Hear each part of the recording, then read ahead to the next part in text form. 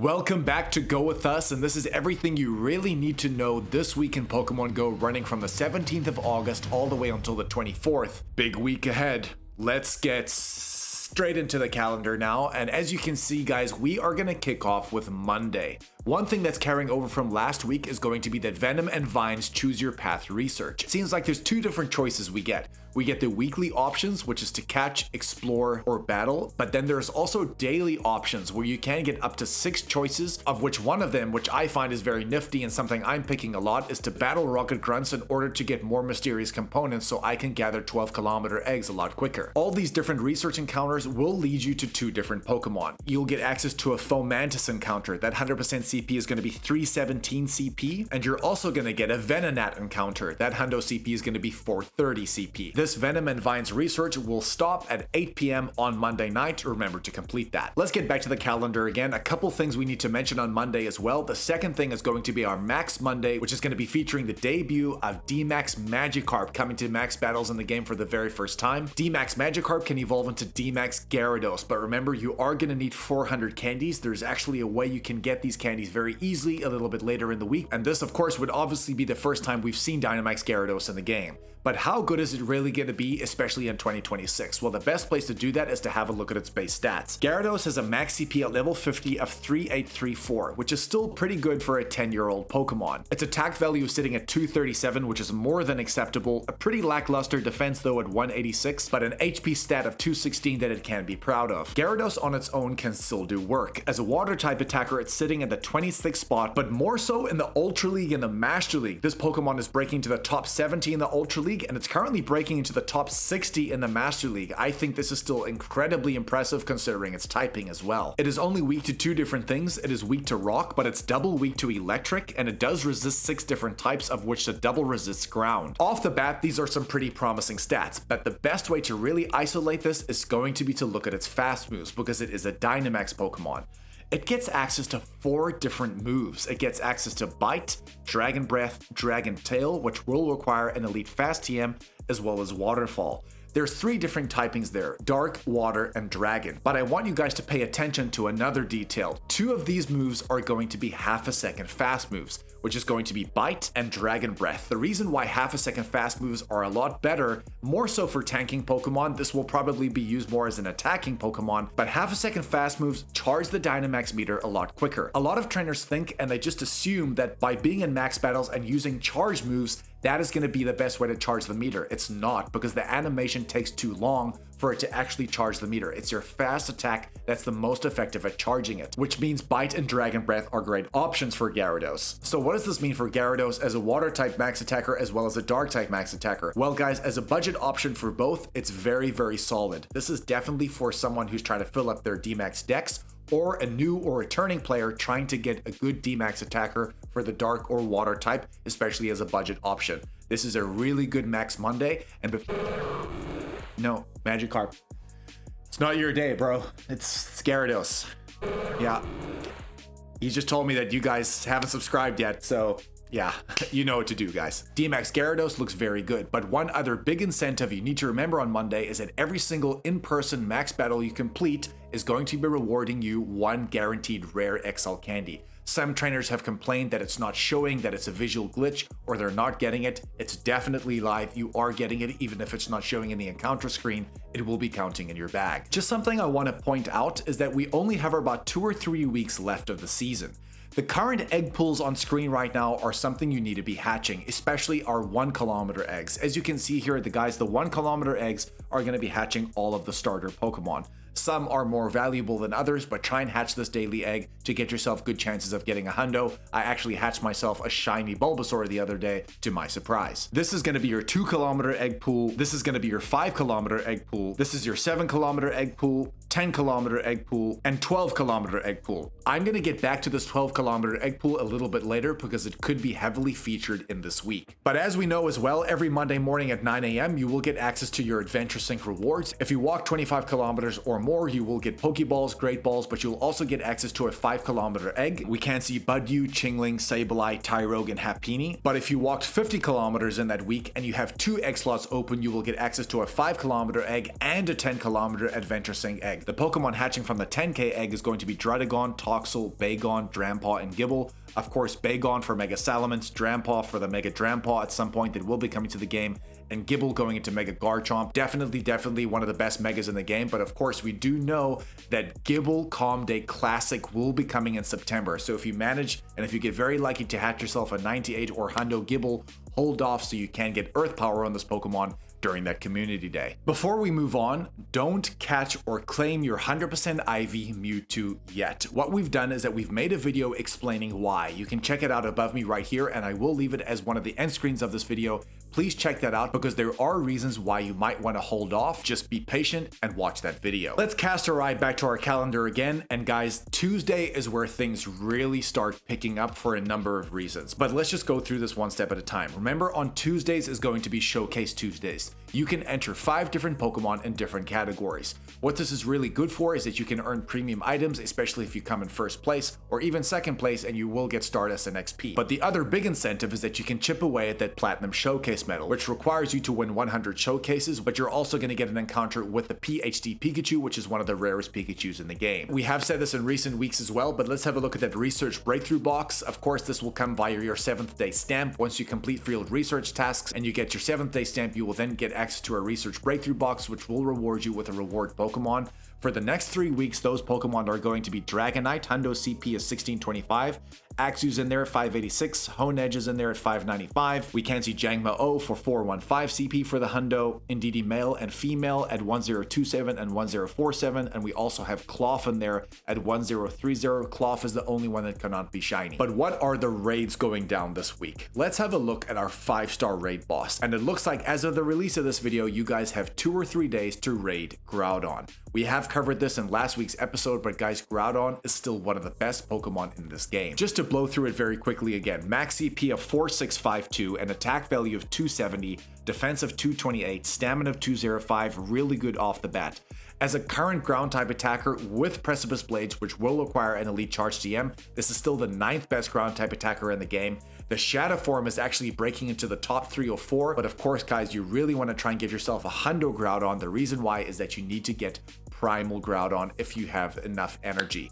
If you revert this Groudon into its primal form, it will undoubtedly become the best ground type attacker in the game with Precipice Blades, and it's not close. Just look at the TDO of Primal Groudon. It is one of the best in the game. It stays on the battlefield for incredibly long, and if you master dodging in raids, guys, this Pokemon is just an absolute beast. If you guys want to know the 100% IV for Groudon, it's going to be 2351 in non-weather boosted weather, but in sunny weather only because of its ground typing, it's going to be 2939 CP. But then replacing Groudon on Wednesday morning at 6 a.m. is going to be Lunala. The great thing about Lunala is that it is a Psychic and Ghost type Pokemon, but it's the first time ever in Pokemon Go that this can now be shiny. It takes on that kind of maroon red. It looks absolutely incredible, and this is going to be a really sought after shiny. If we have a look at its base stats, it has a max CP of 4570, very strong, a really good attack stat of 255, slightly lackluster defense at 191, but a very respectable HP stat at 262, which is actually to my surprise because it looks like quite a glassy Pokemon. But if we pair these base stats with its movesets, let's see what we get. Its fast attacks are going to be Air Slash, Shadow Claw, and Confusion. Its charge attacks are going to be Moonblast, Shadow Ball, Psychic, and Future Sight. It is going to be weak to 2 different types, but both of those types it's going to be double weak to because of its Ghost and Psychic typing. It's double weak to Dark and double weak to Ghost. So where does that leave Lunala? Well, let me just tell you, this is still an incredibly good Pokemon. Guys, as a Psychic type attacker, it's the 17th best in the game. As a Ghost type attacker, it's breaking into the top 8, which is incredibly good. But where it really shines right now is going to be in the Master League, currently breaking into the top 5. This is one of the best utility Pokemon we've seen in some time. Of course, Lunala can also fuse with Necrozma to make Dawn Wings Necrozma. We did see this during the Road of Legends event, and we could get the energy for that Pokemon. Of course, Dawn Wings Necrozma is the best Ghost type attacker alongside Mega Mewtwo Y with a Shadow Ball and things like that. But still, Lunala with that new shiny, really worth going after. That 100% IV is going to be 2310 CP. but the weather boosted 100% IV is going to be 2887, and that's going to be in windy and foggy weather because of its psychic and ghost typing. What mega raids are going down this week? It looks like Mega Garchomp from the release of this video is going to be in mega raids for the next 2 to 3 days until Wednesday morning at 6 a.m. Mega Garchomp is a must get. It has a max CP of 6132, one of the highest mega CPs in the game, an attack value of 339, a defense of 222, and an HP of 239. The ground type combination of Mudshot and Earth Power makes this Pokemon the second best ground type attacker in the game, just behind that Primal Groudon as I just showed you. And with Dragon Tail and Breaking Swipe, it's going to be the 4th best dragon type attacker in the game. You need to get enough Mega Energy for this Pokemon to get to Mega Level 3. Very important for candy gains for the ground and dragon typing as well. But also remember that Mega Garchomp Z will be coming to the game at some point, and that Mega Energy will be split. So you need to get this Mega Energy while you still can. But then replacing Mega Garchomp on Wednesday at 6 a.m., we are going to see the return of Mega Swampert, the water and ground type Mega. It has a max CP of 4975, an attack of 283, defense of 218, and a stamina of 225. All these stats are very, very solid. But remember, this Pokemon really needs to have Hydro Cannon on it. The way I got my Hundo Swampert was via a Mega Raid a few years ago, and I had to place an Elite Charge DM on it to get Hydro Cannon. As a water type, it's still the second best water type attacker in the game, and as a ground type, it's breaking to the top 10 because it does get access to Earthquake, which is incredible. Definitely a Pokemon worth getting, and of course we know that it's coming in just after the day of the Water Festival, which is what we're about to talk about. We can't finish off the raids until we know the Shadow Raid bosses for this week, and we now know the full list of the 1, 3-star, and 5-star Shadow Raids. The 1-star Shadow Raids are going to be Shadow Krogunk, Shadow Grubbin, Shadow Slowpoke, and Shadow Apom. The 3-star Shadow Raid bosses are going to be Shadow Snorlax, Shadow Lampent, as well as Shadow Hitmontop, and of course the 5-star Shadow Raid boss for the remainder of this month, but it's going quickly, is going to be Shadow Giratina. We have said this in recent weeks, but let's just cover it quickly again. It has a max CP of 3820, an attack of 187, which is a little bit disappointing, stamina of 225, and an HP of 224. Definitely more of a defensive Pokemon, but once you look at these stats alongside its moveset, we can see that still, as a ghost type attacker, it is breaking into the top 15 ghost types in the game, which means we can still use it as a pretty good ghost type attacker, but it's really in the Go Battle League where this Pokemon really shines, specifically in the Ultra League, currently breaking into the top 45. It's been a really good staple Pokemon in the Ultra League for some time, and in the Master League, it's currently sitting just outside of the top 70. Let's cast our eyes back to our calendar again, and like we said, Tuesday is stacked, and for the rest of the week it is as well, because the Water Festival event will be going live at 10 a.m. on that Tuesday. We are going to see the debuts of 2 Galar Pokemon, which is going to be Arrokuda as well as Cramorant. Arrokuda can evolve into Barraskewda using 50 candies, but it looks like we can only find Arrokuda in Field Research in the Go Pass, as well as Rainy Lure modules. I'm going to cover that in a little bit, but the other Pokemon is going to be Cramorant. This is going to be coming in its Gulping form as well as its Gorging form. These forms will alternate depending on when this Pokemon is in battle. If it has high HP and it gets hit by a charge attack, it will use one form, but if it's low HP and it gets hit by a charge attack, it will switch to the other form. But Cramorant can only be found in Go Pass encounters, in eggs, as well as GBL encounters, specifically from rank 16 or above, following this event. We're also going to see the return of a special costume Pokemon, which is going to be Swimring Psyduck. This can be shiny during this event as well. We're also going to have a Water Festival Go Pass that will go live at 10 a.m. Of course, you can purchase the deluxe version for a total cost of $5, but if you just progress through the free track, you are going to get the rewards such as encounters with more water type Pokemon, Rainy Lure modules, rare candies, golden raspberries, and if you did buy the deluxe version, you will get a new event themed avatar item, which is pretty sick. You're going to get even more encounters with some water type Pokemon, silver pineapple berries, rare candy XL, including incubators too. As we know, there's tiered bonuses. At tier 1, which is going to be at rank 10, it's going to be 2 times catch candy, and at tier 2, which is going to be at rank 20, it's going to be half egg hatch distance. Very important, but I'm going to get to that in a little bit. But on top of the Go Pass bonuses, we just have the regular event bonuses as well. Rainy Lure modules, like we said earlier, will be able to attract Arrokuda. Of course, this is a great time to potentially evolve Sliggoo into Goodra, because you can only do that in rainy weather or next to a Rainy Lure module. And there is also going to be an increased shiny chance to shiny Ducklet as well as shiny Dupiter. But it doesn't end there. The main bonus of this event is insane. It looks like it's going to be broken up into 3 different time slots. The first time slot from August 18th to August 20th from 10 a.m. to 10 a.m. is going to be 2 times XP, and 3 times catch Stardust. From August 20th to August 22nd at 10 AM, it's going to be 3 times XP and 4 times catch Stardust. But from August 22nd right up until the end of the event, it's going to be 4 times XP and 5 times Stardust. Guys, that is... yeah, to be honest, that's pretty broken, especially because you can do this over a week, but you have 3 days at 5 times catch Stardust. What I'm gonna do is stop here. We've already done a Water Festival breakdown video, ultimate guide.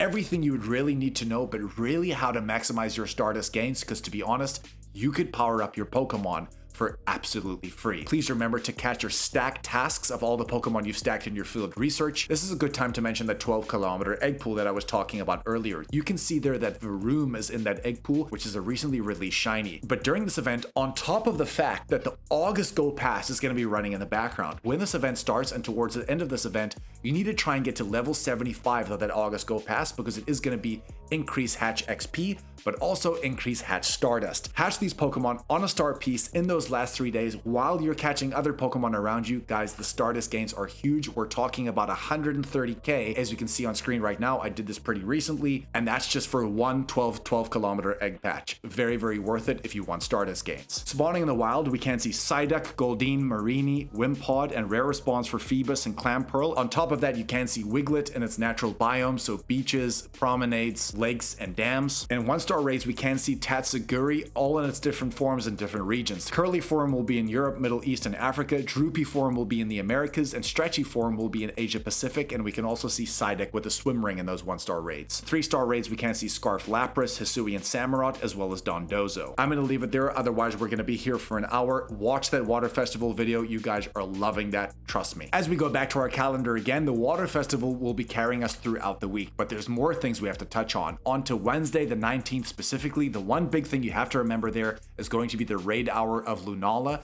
We've already shown you its base stats and how good this Pokemon really is, but it's a great opportunity to hunt that new shiny debut. That shiny rate will be at 1 in 20 odds, but the other thing that's going down, a big incentive, is that during in-person raids, during that raid hour, you're going to get a guaranteed rare XL candy as well, just like it was for Max Monday, and that's another big incentive to play this event. And there's actually another rare XL candy event coming towards the end of this week. This week is absolutely stacked. Please consider when taking down this Pokemon to use something like a Mega Level 3 Gengar, because what you'll be able to do is hit this Pokemon for super effective damage, but what you're also going to be able to do is reap as much candy as well as XL candy, because it is going to be 2 times catch candy for these raids, because we're going to be in the middle of that Water Festival with a Mega Level 3 running in the background, with hopefully a Silver Pineapple Berry, guys. We're talking about 14 candy, or 15 if you maybe used a Super Mega Level Malamar in the background. That's a great way to get candy a lot quicker. Wednesday was a quick one. Let's move on to Thursday. A couple of things we need to mention here. Every single Thursday for the remainder of the season, and there's only about, like we said, 3 weeks left, remember to compete in GBL Thursdays. This is very important for a couple of reasons. There's already going to be a Stardust boost with the Water Festival, so it's a great time to run the star pieces. But on GBL Thursdays, you can complete up to 10 sets per day, which is 50 battles, but at 4 times Stardust rewards. So again, another huge opportunity at Stardust gains, but remember, you can also get reward Pokemon from the free track. We also mentioned that Cramorant at rank 16 will be able to come from the GBL reward track too, especially after this event. But guys, reward Pokemon, especially legendaries, are literally free cash. For not spending any money, just simply battling and having a bit of fun, honestly, reward Pokemon if they're legendaries is free cash. Back to the calendar again, the other thing going down on Thursday, which is very important, is going to be the Spotlight Hour featuring Magikarp. Remember I told you earlier there is going to be a much easier way to get candies, because it does take 400 candies to evolve into Gyarados. This is your opportunity to do that. Magikarp will be spawning everywhere in the wild from 6 to 7 p.m. local time, and the bonus in that hour is going to be 2 times catch XP. So if you're a very good excellent thrower on something like Magikarp, it's not the easiest excellent throw, but if you've mastered it, maybe pop 2 lucky eggs and get some XP gains. But one thing you really need to do is catch as many of these as possible so you can work on your Fisherman medal. This is one of the hardest platinum medals to complete in the game. It requires you to catch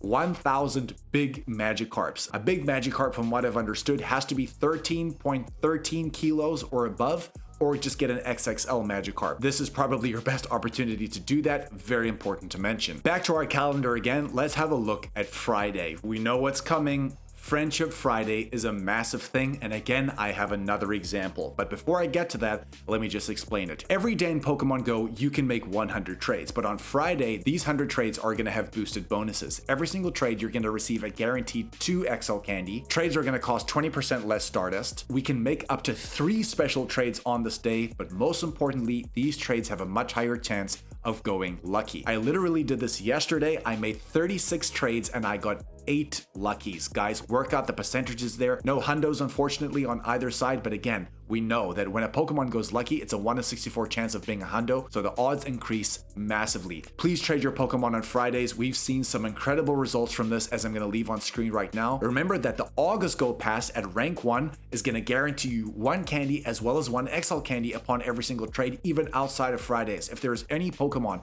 maybe something during the Water Festival, like Magikarp, for example. Maybe you got a hundo Magikarp and you need 296 XL candy to max out that level 50 Gyarados. This is your opportunity to do that. Moving on to Saturday, we have the next big event of the week, which is going to be the third part of the Ultra Unlock, which will be powered up because of our GoFest global achievements. Guys, Mega Starmie will be making its debut in Super Mega Raids this Saturday from 11 a.m. all the way until 5 p.m. We get 6 hours to raid this Pokemon. Remember, when taking down Mega Starmie, it's going to have 8 shields, which means you need to have at least 8 trainers in your lobby with 8 Mega Evolved Pokemon.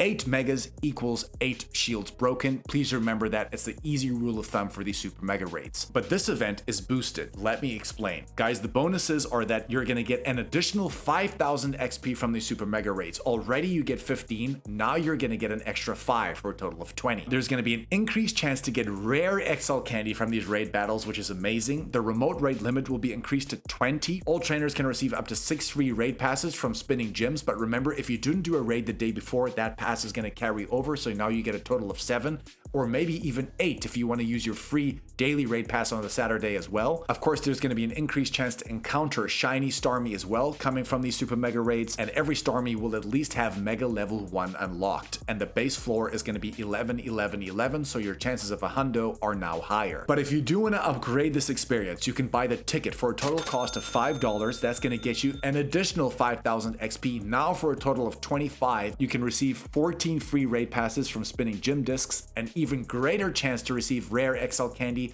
and upon catching Starmie, even more chance of getting rare XL candy too. If you want rare XL candy, and if you're hunting that commodity specifically, this could be the event for you. There will be a free timed research for all trainers where we pretty much can get 1 premium battle pass, but you're also going to get an encounter with Scizor. You guys tell me. I don't know. But one thing I have to mention now is that Starmie is a permanently boosted Stardust Pokemon, granting you already 950 Stardust per catch. Because this event is taking place in the last 3 days of this event, it's going to be 5 times catch Stardust, which means every single Starmie is now going to grant you around 4,700 Stardust per catch. With the use of a star piece, that's going to go up to 7,100, I believe. I'm going to stop here. We've already done a full breakdown of this Mega Starmie Raid Day, how to take it down, the best counters, 100% IVs, everything you would need to know, including some of these Stardust tips, which are working in tandem perfectly with the Water Festival event. You need to check out both of those videos because they work together and it's just going to help you really maximize your gains. Because of Mega Starmie as well, this weekend is looking stacked, but one thing you cannot overlook is going to be Sunday, which is going to be Scenic Sunday. That is going to be, again, in the last 3 days of that 5 times catch Stardust and 4 times catch XP Water Festival event. What you need to do, because on Scenic Sundays, more Pokemon are going to be boosted in the wild. If you're walking routes, there's going to be more boosted Pokemon on routes, and if you pop an incense during routes as well, those incense spawns are going to be more active. On top of that, your buddy distance is going to be reduced. So if you're maybe thinking of walking a legendary Pokemon to get candy and XL candy, you could reduce this distance on the Sunday, but if you used a Poffin while catching Pokemon, while walking these routes as well, you're going to reduce that distance even further, and you can also potentially chip away at those Zygarde cells. And we know, and I'm telling you, there's something going on with Zygarde in future events, and we're only a few weeks away from that. Start collecting these cells and walking routes as many as possible, or you heard it here first, start making some routes or start getting familiar with routes in your area. I believe this is going to be part of a big event coming soon. But again, back to Water Festival on this specific Sunday. Huge spawns, huge shiny bush for the Ducklet as well as the Jupiter. Guys, this is a day you really want to be playing and throwing on all of your items you could get a mass of XP and Stardust. If you're enjoying the content, please smash that like and subscribe button. We really did stack this video for you. Remember, if you want to see that Water Festival event, please check it out to my top left. After that, you can check out Starmie to my top right. And over and above everything, if you want to find out why you shouldn't claim your Mewtwo yet, check out this video here. It's really going to help you. Love you guys. Go with us. Hit that hype button too. We'll catch you in the next one, baby. Shh.